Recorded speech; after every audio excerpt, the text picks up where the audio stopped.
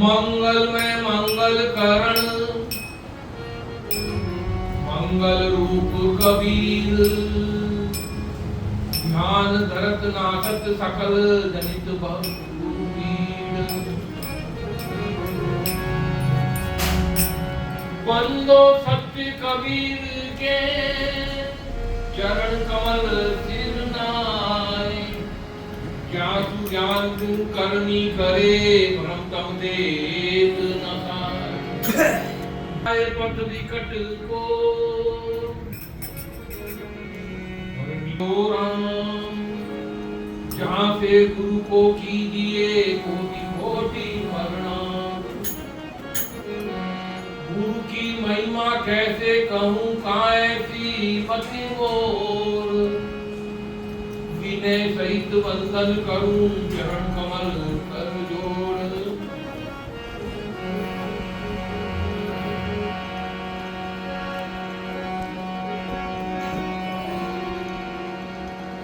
गुरु बड़े गोविंद से पल पल कर हूँ विचार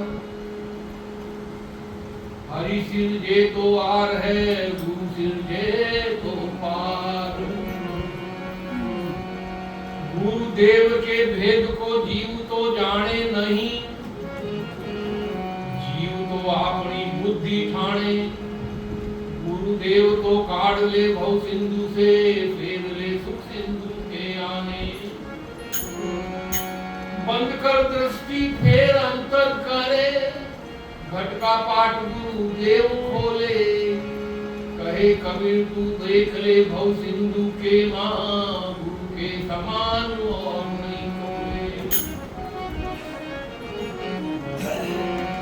साचा शब्द बता दिया साचा दिया मुकान ताई से पद बंदत हूँ साच गुरु सत्य नाम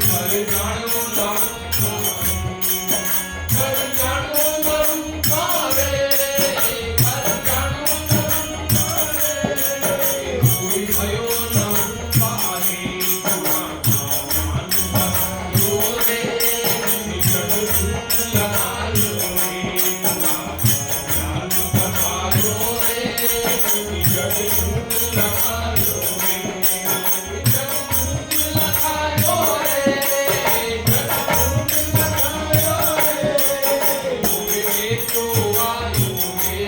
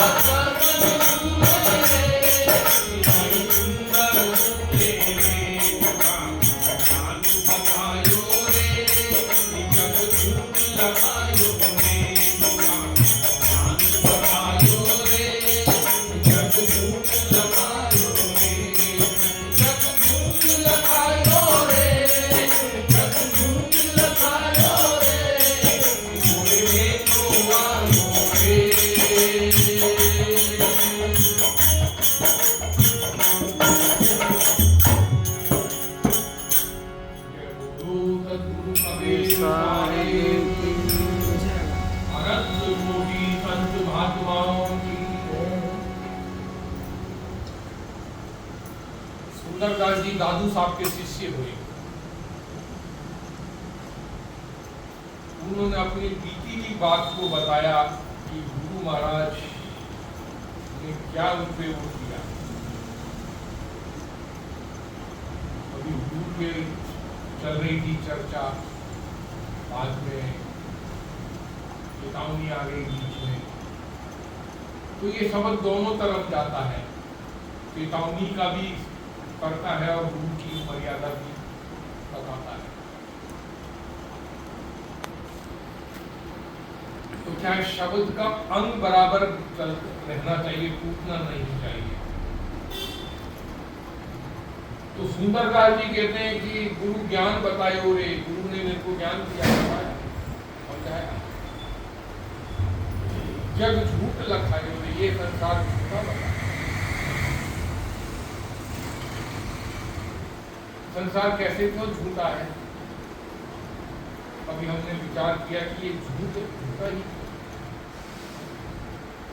हम अपने मन में विचार करेंगे तो हमें इसका जवाब स्वयं मिलेगा,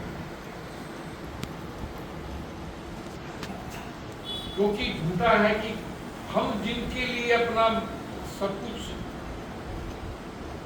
सर्वस्व निछावर कर रहे हैं वो कोई अपना नहीं,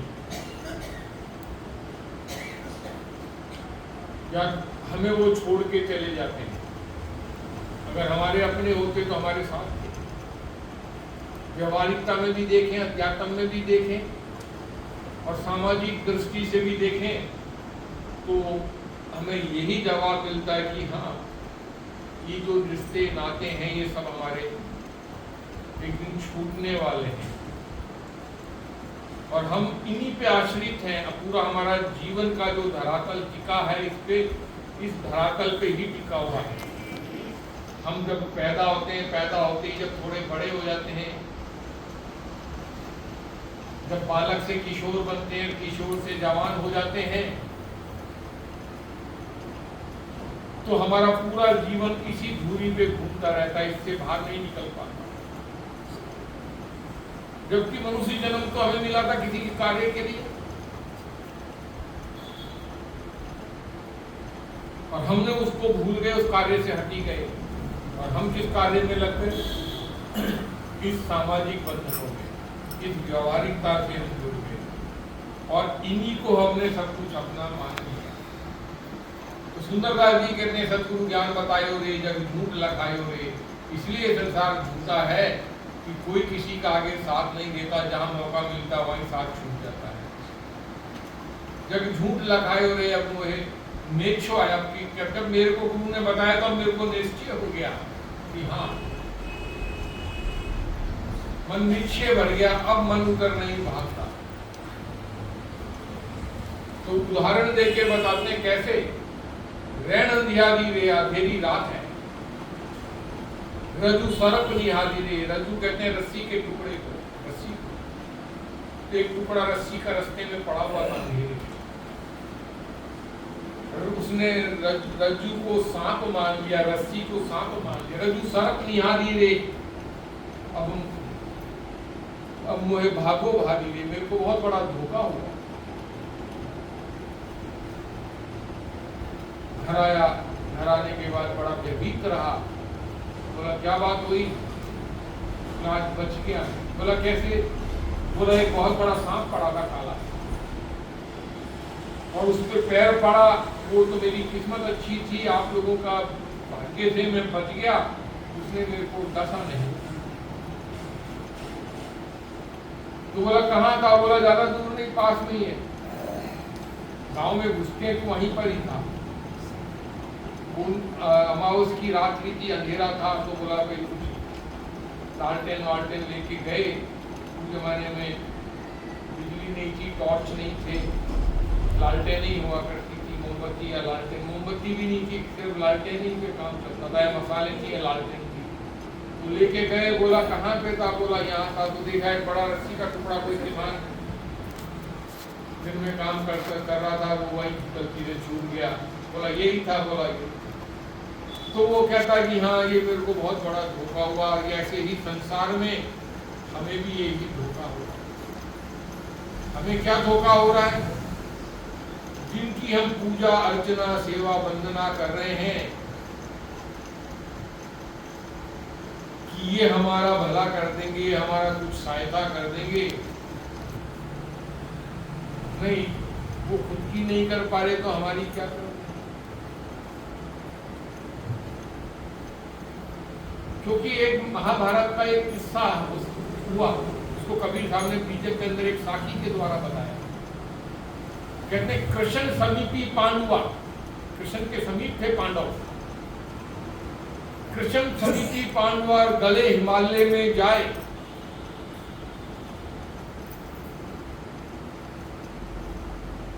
लोहा को पारस मिले तो काट क्यों खाए? अगर लोहे को पारस पत्थर से मिलान हो जाता है, वो सोना बन जाता है, और सोना पानी में पड़ा रहे या कीचड़ में पड़ा रहे तो उसको काट नहीं लगता। तो जब भगवान श्री कृष्ण स्वयं भगवान थे, जब 17 दिन युद्ध चला, युद्ध चलने में करोड़ों लोगों का जैसे बताया जाता है, करोड़ लोग मारे गए, करोड़ों कई करोड़ों लोग मरे। जब पांडवों में युद्ध समाप्त हुआ और सुबह के टाइम, अगले दिन सुबेरे जब वो निकले, अंधेरा रात को, शाम को समाप्त हुआ था, अगले दिन सुबेरे जब उजाला हुआ, जब वो उठ के निकले तो वो देख के एकदम से घबरा गए। जिधर हर कदम कदम के ऊपर लाशें पड़ी हुई थी, किसी के अंग कटे हुए थे, किसी की गर्दन कटी थी, किसी का हाथ कटा था, कान कटी थी, धड़ कटा हुआ था, खून चारों तरफ फैला हुआ था। उस भयावह दृश्य को देख के वो घबरा गए और मन में विचार आया कि इतना बड़ा अन्याय, इतना बड़ा पाप हो गया। यहाँ तो एक चींटी मर जाती है, उसका कितना प्रायश्चित और कितना बड़ा पाप हो माना जाता है। यहाँ तो असंख्य करोड़ों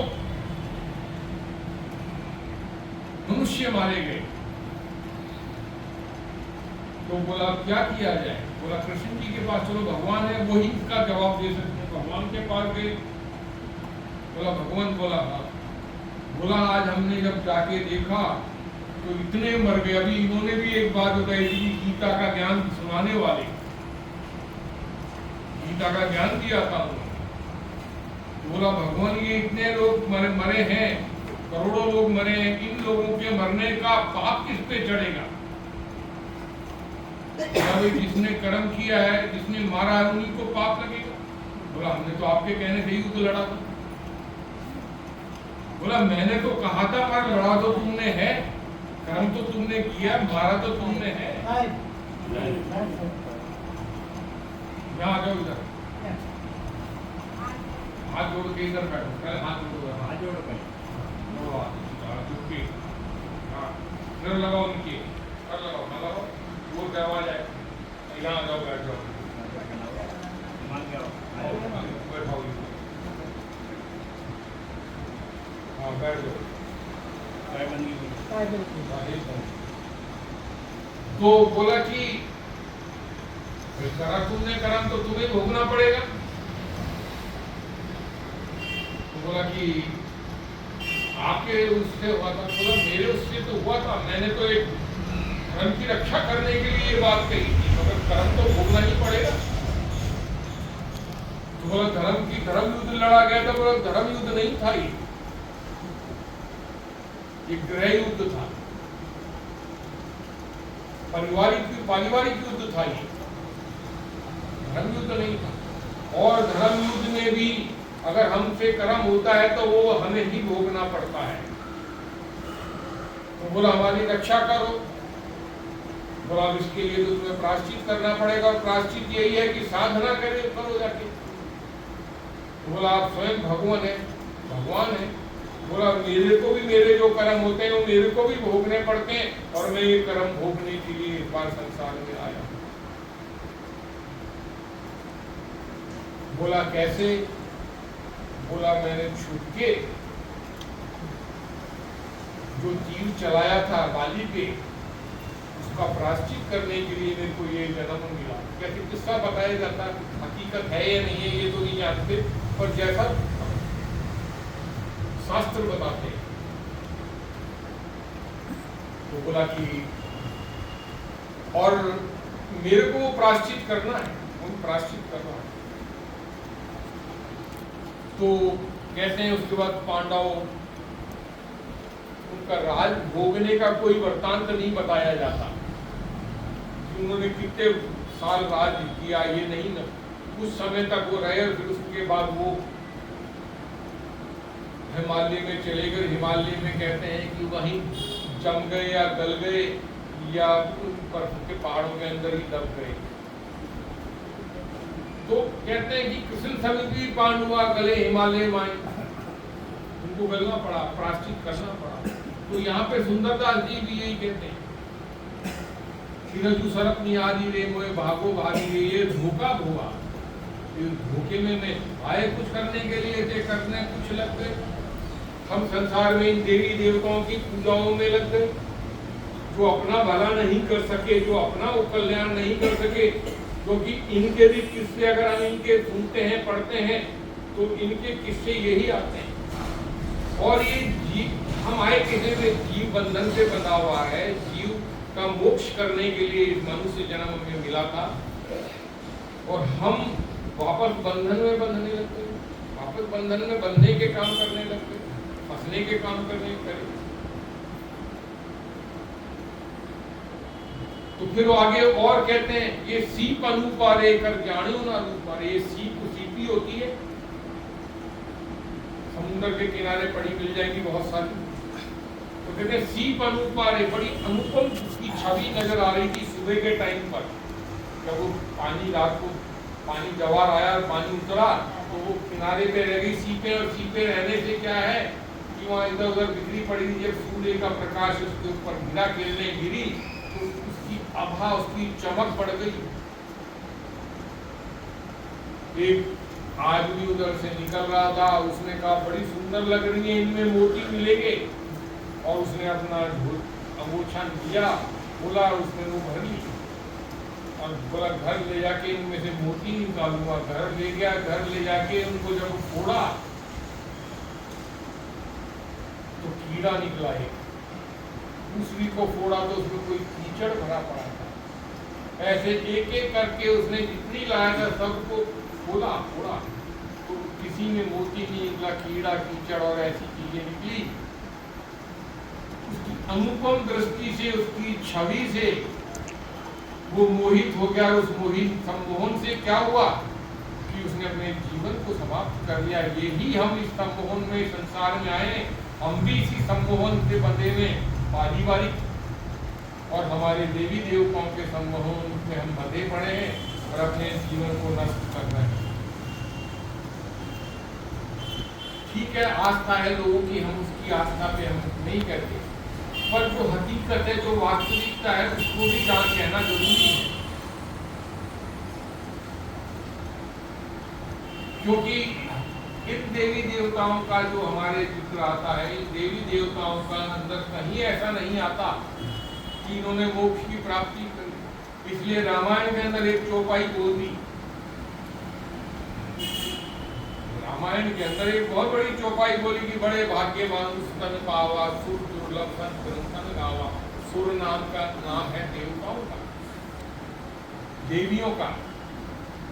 वो ये कहते हैं कि हम मनुष्य बनेंगे और हम मोक्ष के पात्र हैं, हम मोक्ष प्राप्त कर सकते हैं मनुष्य बनने के बाद। इस अवस्था में हम, क्योंकि अभी तो हमारी गति ही नहीं हुई है, हम तो अधोगति में चल रहे हैं।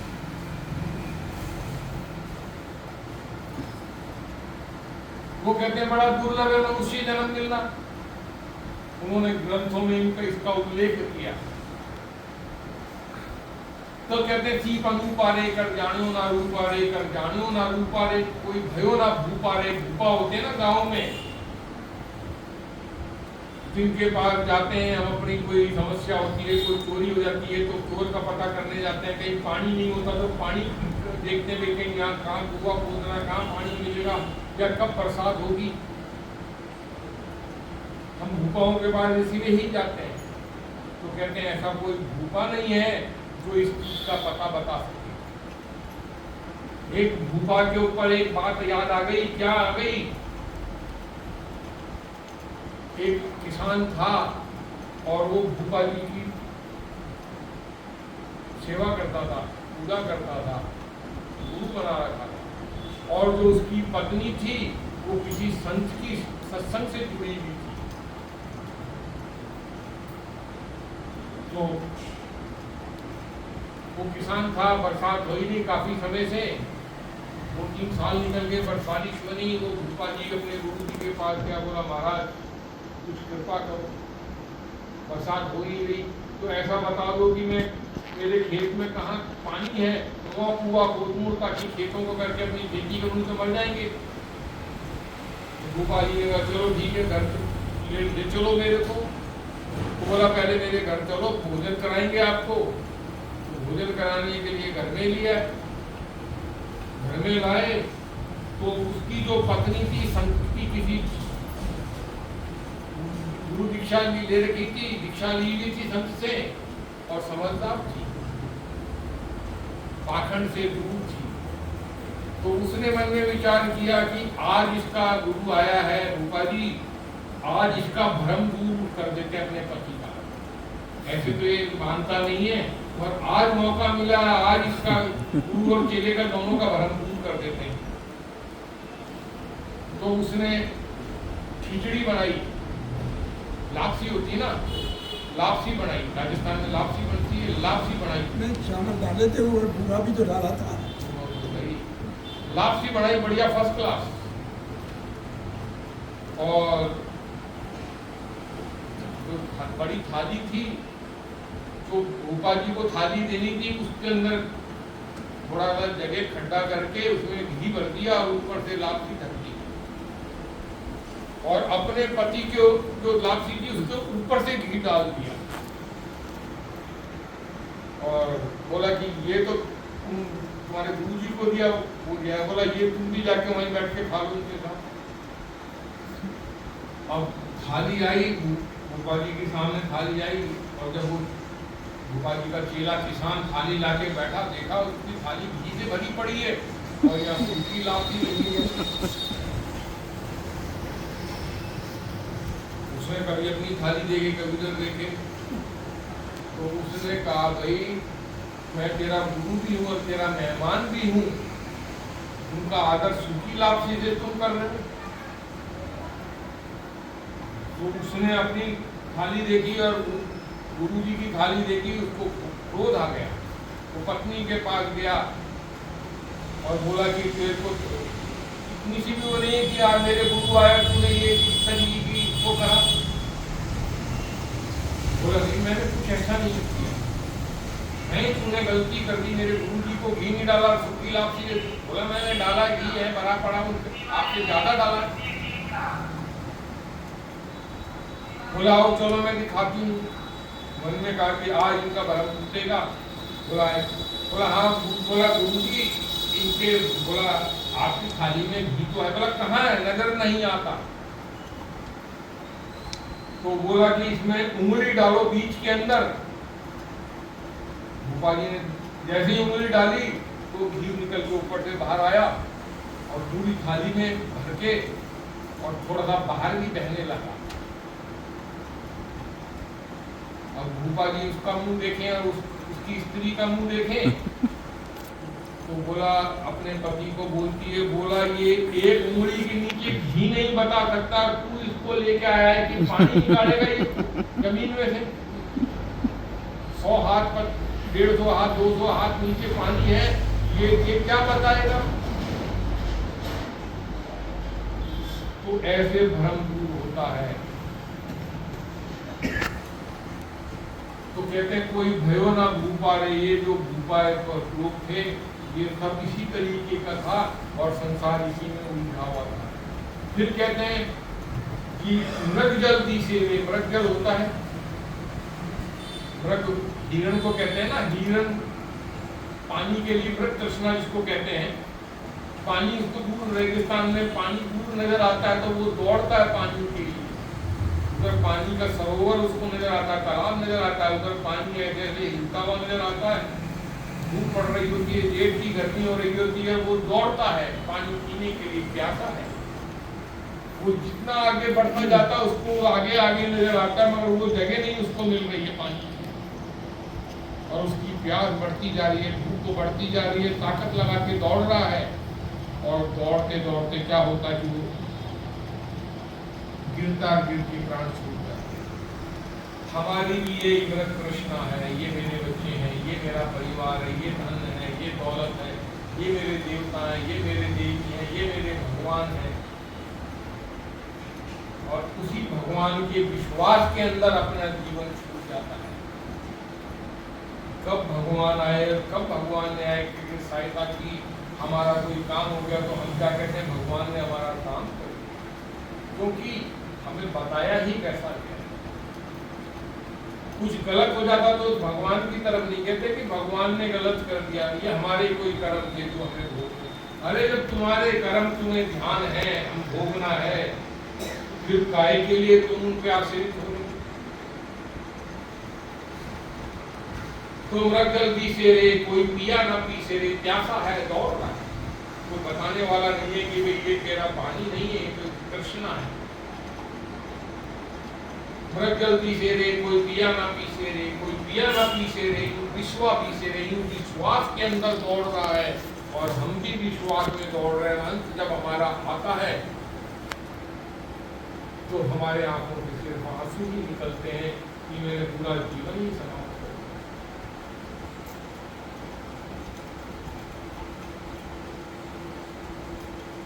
और हम क्यों विश्वास है, हम ये जो हमारे शास्त्र लिख दिए, ये पुस्तकें जो लिख दी, ये प्रवचन करने वाले महात्माओं ने हमको विश्वास दिलवा दिया। एक किस्सा और है क्या कि एक 100 वर्ष का महात्मा था, यहूदी था महात्मा, और आत्मज्ञान का जानकारी हो चुकी थी, परमात्मा और आत्मा से उसकी जानकारी हो चुकी थी। तो जो उसके वहां के लोग थे, नगर के, देश के लोग कहते थे कि महात्मा जी, बोला हाँ, बोला कुछ पुस्तक में लिख दो अपने अनुभव को, ताकि मानव जाति के लिए बहुत काम कर आएगी पुस्तक। वो ध्यान नहीं देता था। ऐसे करते करते 100 वर्ष बीत गए उसके, 50 वर्ष से वो साधना में था, लोग उससे जुड़े हुए थे। तो एक दिन वो घोषणा करता है शाम के टाइम की, कल सवेरे मैंने वो किताब में अपने अनुभव लिखे हैं, वो कल मैं अपने प्रधान शिष्य को सौंप दूंगा। बोला ठीक है। अगले दिन सब नहा धो के, जितना देश के लोग थे, राज्य के लोग सब आ गए, और एक जुलूस मेला टाइप लग गया कि आज महात्मा जी अपना अनुभव करेंगे, ये हमारे जीवन में बड़ा सार्थक होगा। वो पुस्तक उसने देखा, सारे हैं शांत हैं, वो अंदर अपनी कुटिया में एक पुस्तक निकाल के लाया। सर्दी का समय था, मौसम था, बाहर आंगन था, आंगन के ऊपर वो लकड़ी का वो बना रखा था, उसके नीचे लोग बैठे हुए थे। सर्दी का समय था, अग्नि जल रही थी, गर्मी करने के लिए। तो वो पुस्तक लाके अपने शिष्य को बुलाया, बेटा हाँ, बोला ये ले, मैं तेरे को आज ये दे रहा हूँ, ये मानव जाति के लिए बहुत बड़ी धरोहर है, मानव जाति के कल्याण के लिए बहुत बड़ी है। मैंने जितना ज्ञान प्राप्त किया सब इसके अंदर लिख दिया है। शिष्य ने वो पुस्तक ले ली, सब नतमस्तक हो गए, और शिष्य ने पुस्तक लेके जहाँ अग्नि जल रही थी उसके अंदर डाल दी। जैसे उसमें डाली, उसमें आग पकड़ ली और थोड़ी सी देर में जल के राख हो गई। सब कहने लगे ये क्या कर दिया तुमने? बोला गुरु जी ने अपने कितनी मेहनत से अपने जीवन का अनुभव सत्य को लिखा, और तुमने इसको जला दिया। तो वो जब कहने लगे तो गुरुजी वहां थे, गुरुजी ने उसको अपने पास बुलाया, बुला के अपने कंठ से लगा लिया, और बड़े खुश हुए कि बोला कोई तो है जो मेरे को समझा, इस सत्य को समझा। बोला अच्छा हुआ तुमने जला दिया। बोला अगर कल को मैं नहीं रहता, तू इस जब किताब को खोलता तो ये पूरे खाली पन्ने थे, मैंने कुछ लिखा भी नहीं था इसके अंदर, मगर तूने तो सत्य को समझा। सत्य कोई पुस्तक के अंदर हमें नहीं मिल सकता, सत्य हमें कोई प्रवचन से, कोई बताने से नहीं मिल सकता, कोई ज्ञान गोष्ठी से नहीं मिल सकता। सत्य तो हमें स्वयं ही जीना पड़ेगा, स्वयं ही जानना पड़ेगा। हम उस सत्य की खोज में चल रहे हैं, और जितना हम किताबों में ये गीता, रामायण, बीजक, कबीर साहब का जो बीजक है उसको भी शामिल करिए, कबीर सागर है, और जो भी किताबें, भागवत हैं, जो भी हैं, ये हमें बांधने का काम कर रही है, विचारों को बढ़ाने का काम कर रही है। क्योंकि हम जब उस चीज को सुनते हैं, उस चीज को पढ़ते हैं, तो हमारे विचार उत्तेजित हो जाते हैं, उत्तेजित हो जाते हैं कि ऐसी कोई चीज है जिसको हम पाएंगे। पाने के लिए कुछ भी नहीं है। जब हम समाधि में, जब हम सो जाते हैं रात को, तो हमें क्या मिलता है? बरसात हो रही होती है, आग लगी होती है, सपना आया हुआ होता है, तो उसके अंदर धन हमें राजा बन गए, तो क्या हमें वास्तविकता में मिल गया ऐसा कुछ, या ऐसा हो गए? इनको पढ़ने से, इनको सुनने से, इनको करने से खुद ही बंधन में बंध जाते हैं। ईशा मसीह एक गांव से निकल रहे थे, एक गांव में एक आदमी को मछुए को देखा, वो मच्छियां पकड़ रहा था। जाके उसके कंधे पे हाथ रखा, बोला बेटा क्या तुम ये मच्छी का ही काम करते रहोगे, पकड़ने का ही काम करते रहोगे? अब ये जो घटना बता रहा हूँ, इस घटना को कहीं एक चीज से जोड़ना, अपने अनुभव से जोड़ना। बोला इन मछलियों को तुम पकड़ते रहोगे, क्या यही तुम करने के लिए आए थे? क्या यही तुम्हारा काम था?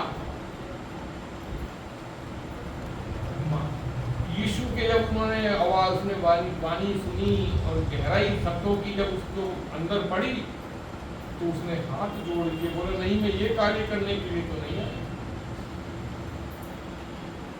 तो बोला, फिर क्यों करता है ये काम? उसने बोला, छोड़ दिया। बोला, मैं अब आपके साथ ही करता हूँ। बोला, चल मेरे साथ।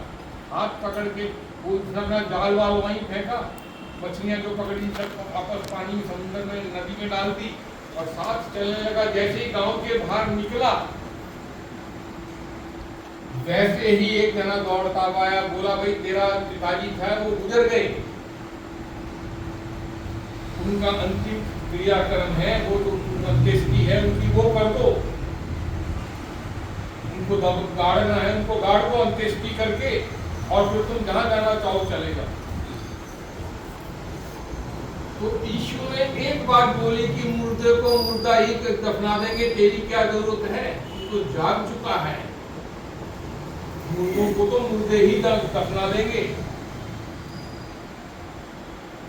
तो कहने का भाव उनका क्या था कि हम सब मुर्दे हैं। विचार करने की बात है, क्या हम सब मुर्दे हैं? बोला, हाँ, हम सब मुर्दे हैं। आज हम विचार करें तो हम मुर्दे ही हैं, क्योंकि हम जानकारी नहीं हुई, हमने इतनी इतनी उम्र ले ली और अभी तक हम भटक रहे। अभी तक हमारे उनके अंदर थे, वो हमारा विचार ही नहीं बदला। तो कहते हैं, बंधिया सुत झूले रे, आकाशा में फूले रे, सांझ स्त्री पालने को झूला दे रही है। पालना है, रस्सी पकड़ के खींच रही है कि मेरी संतान इसमें सोई हुई है। बांझ है औरत तो, मगर पालने के अंदर, खाली पालने को झूला दे रही है।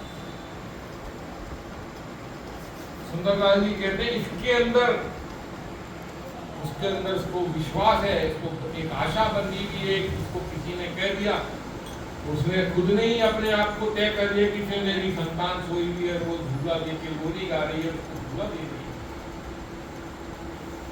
बंधिया सुत झूले रे, ऐसे झूला दे रही। आकाशा में फूले रे, हम क्या कहते हैं कि परमात्मा ईश्वर आकाश के अंदर, कि आकाश में फूल उगते हैं। हमारा विचार यही है कि हम ऊपर दृष्टि लगा के ध्यान लगाते हैं।